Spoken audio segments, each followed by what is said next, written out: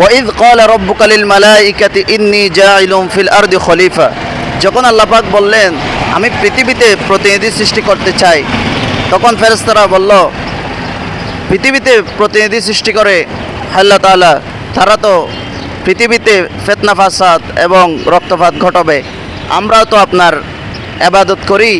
ওয়া নাহনু নুসাব্বিহু বিহামদিকা ওয়া নুকদ্দিসু লাক, এবং আপনার প্রশংসা করি। মানুষ তো পৃথিবীতে তারা ঝগড়া ফাসাদ সৃষ্টি করবে, আপনি মানুষ সৃষ্টি কেন করবেন, প্রতিনিধি কেন সৃষ্টি করবেন? তখন আল্লাহ রব্বুল আলামিন বললেন আমি যা জানি, ক্বালা ইন্নী আ'লামু মা লা তা'লামুন, আমি যা জানি তোমরা তা জানো না।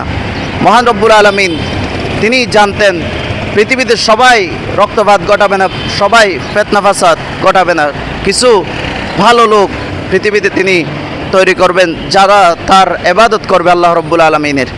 সুবহানাল্লাহি ওয়া বিহামদিহি, আল্লাহ রব্বুল আলামিন সব কিছুর তিনি সব বিষয়ে তিনি জানেন। সুবহানাল্লাহি ওয়া বিহামদিহি। আসসালামু আলাইকুম ওয়া রাহমাতুল্লাহ।